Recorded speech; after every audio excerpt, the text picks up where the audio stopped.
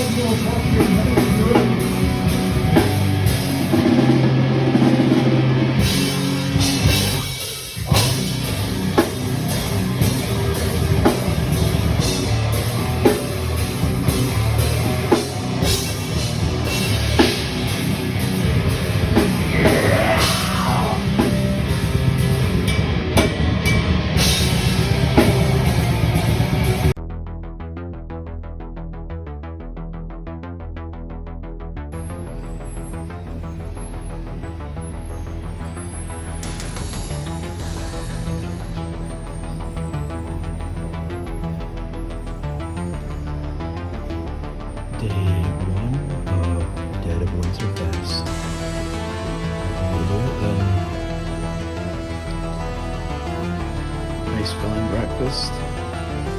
It's toasty, some cereal. Pretty good, right? Pretty good.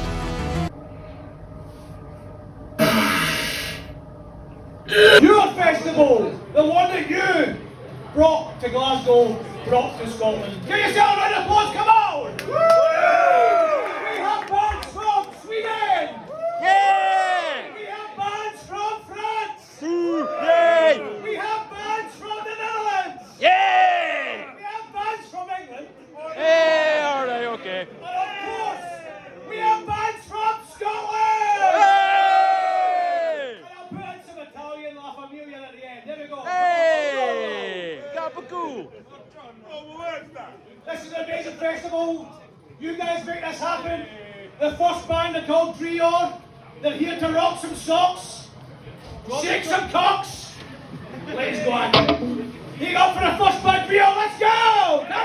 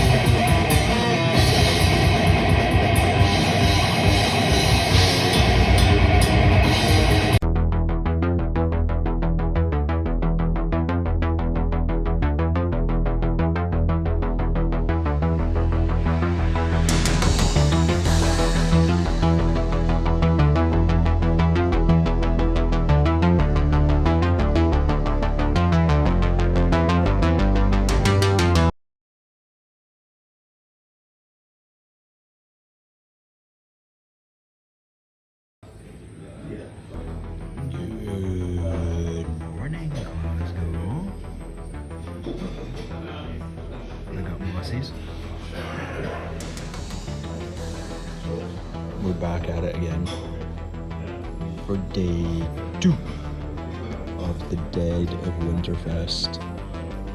Doors are at 1:30, first band on at 2 PM, and then all the way through until about 5ish, and then there's an interval. And then after that, the interval comes back at just after 6. And after that, then we're going to down near 11 o'clock. RIFFS.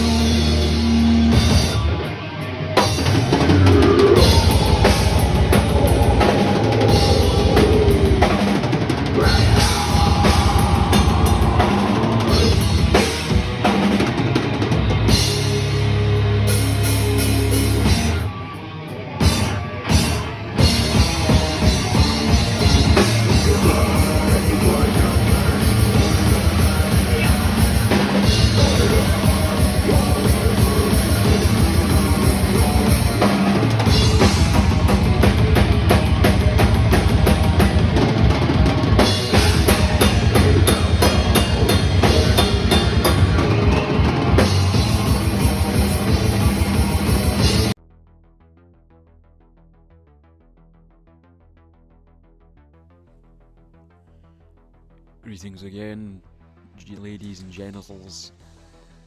It's the morning after the night before. This is being filmed on Sunday the 1st of February. The morning after Dead of Winterfest concluded, and I'm tired.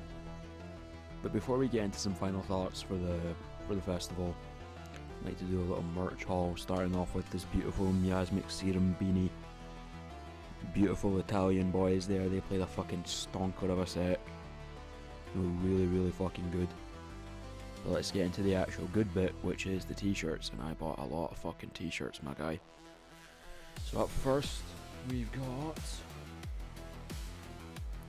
the beautiful Sepolcoro.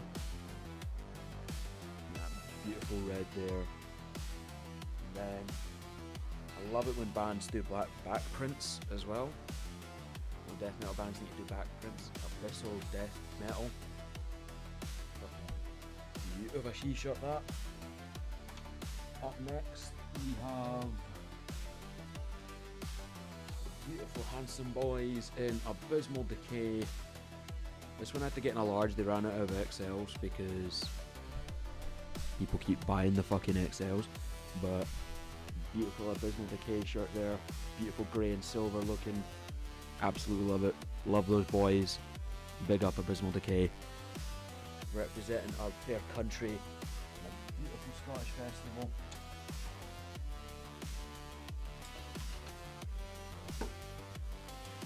Up next, the crazy bastards from the Netherlands in Abrupt Demise with Pleasure to Kill and Grind. The album's really good. They played amazing at Dead of Winterfest as well. I highly urge everybody to go see them, I genuinely do. If they're hitting your country, or if you can travel, or just go and see everybody on this festival. All of them killed it. Every single one of them absolutely killed it. Up next we have Absolution. I really like this one. I love the colour of the logo. Bloody Mary t-shirt with, of course, sick back print in Burn the Heretics. They also played really well. This is probably, I would say, my favourite t-shirt out of all of them. Just because, again, I love the yellow. The colours really pop. The merchandise for all these bands was impeccably made, I will say. And the festival as a whole was buttery smooth. And speaking of the festival, you know I had to cop the festival shirt. And that beautiful Dead of Winter, the Trilogy. We have a completed Trilogy and it's not shite. Can you imagine that? Imagine that. Dead of Winter, the Trilogy. Absolutely amazing. Absolutely beautiful. Up next, probably my favourite band of the night, the entire weekend, in Austerymn, which is Rick from Malediction. Absolutely love them. I was listening to their debut this morning, and I'm not gonna lie, I think they play it faster live because holy fuck, they played so fast. And plus, Rick always just looks fucking mental when he's playing the bass. It's like, you know that face from fucking Wolf of Wall Street where Leonardo DiCaprio's just wandering around going like this. That's Rick on stage. That's Rick on stage, and holy fuck, he's a monster. Same with Rich Mumford, who was playing in Austerym that night. I'm fairly sure James Hetfield's jealous of his picking hand, like, holy fuck. So good. We've got a couple more.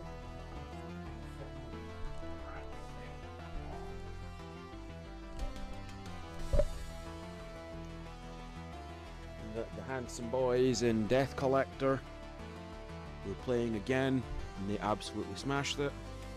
Had to get 2XL for this one because they ran out of XLs. Bands, make sure you stock up on XLs because I want one. butchery of the divine. Amazing band. They absolutely killed it. Their drummer Callum, fuck me, he's one of the most mental drummers I've ever seen live. The way that, how fluid he is with his fills and the speed and the intensity at which he plays, holy fuck. Can you tell I'm tired? You can't really see because of the lights here, like I've got the hotel bed light here, my camera has a ring light, but I'm fucking really tired. But that's just what these shows do, and I keep going to them because I love it, and I will keep going to them. And last but not least, in t-shirts we've got the guys who open the entire night, Void Below, really sick fucking like death, doom, wee bit of proggy weirdness in there, but just really good way to kick off the night, and I wish they'd get more attention and more love because they were really cool and they were really funny and hella nice guys. But yeah, that wraps up the merch showcase anyway. Now on to some final thoughts before we wrap everything up nice and neat. So overall, if I were to sum up Dead of Winterfest 3, the trilogy, it was easily the best of the festivals that they've done. This lineup was a lot more international. We had bands from France, we had bands from the Netherlands, Italy, Sweden, as well as England and Scotland. It's a veritable United Nations of death metal, and it's only made the festival better in my opinion. There was a lot of variety as well. There wasn't just a lot of old school death metal, there was death grind, in the case of Putrid Offal, there was some brutal death metal with Miasmic Serum and Abrupt Demise, some sick melodeath type stuff with Toxaemia. There was a little bit of everything, and that's something that I think that Kenny and Kendo have taken to heart from the last couple of editions, is that variety is truly the spice of life. For me personally, I'd like to see some more, maybe some slam, maybe some deathcore in there, because it is death metal at the end of the day, and there's a lot of underground bands that I think would really appreciate the recognition. I mean, for example, in the deathcore side of things, Eternal Lord recently came back together. They're really fucking good. And on the slam side of things, there's shit tons of slam bands out there. There's bands like 357 Homicide and Spinal Fluid and all sorts of other ones that I'm blanking on because, again, I'm really tired. But that's really it for everything that I'd like to see. Everything else about the festival was perfect. The sound only got better with each act. The venue's beautiful. I love Ivory Blacks as a venue. The crowd was bumping. The energy never stopped. There was crowd surfers galore, mosh pits and circle pits galore. It just goes to show you that Scotland is a force to be reckoned with when it comes to death metal, and long may that continue. If it wasn't for people like Kenny and Kendo stepping up and going, you know what, I'm going to make these shows happen, then we wouldn't have shows at all. And we need each other in this scene. People need to make these shows and people need to turn up to these shows. And if Dead of Winterfest keeps happening, you're damn sure I'm going to be fucking turning up again. I'm going to be making a holiday out of it. I'm going to be the first one in the door. You know it. Kenny and Kendo absolutely smashed it out of the park. They kept their cool even when things got a bit heated, even with maybe some time issues and the card machine, going down at the bar. They kept their cool, everything kept going smoothly, the bands all played their sets, everybody sounded amazing. Kenny and Kendo are fantastic hosts and the loveliest guys that I've ever met. And I thank them for everything they've done for this scene and for just being friends as well. I've got a lot of love for those guys and hopefully we'll have them in Cracking the Shell one day. Who knows? If we can get Kendo to fucking sit still long enough, but genuinely, I'm eternally grateful for everything that they do, not just with their own music with Brain Bath and Kenny with Suffering Rights and Gouger, but for Dead of Winterfest, getting all of these incredible acts up to Scotland and really showing the world that Scotland ain't going anywhere. It's not just America and Sweden and Finland that are good at death metal. but Scotland kicks real fucking ass, and we have the best metal scene on the planet, and I don't care who says anything otherwise. Overall, Dead of Winterfest 3 goes to show that you can make a trilogy that is consistently good, unlike a lot of movies out there. But yeah, if you enjoyed this vlog and you want to see more stuff like this, please leave a like, comment, subscribe, share it around, tell everybody about Dead of Winterfest. Let's get even more incredible bands up here. Let's make this the biggest festival, not just in Scotland, but all of the UK. This has been Draw for Death Metal, the artist formerly known as Sir Egward.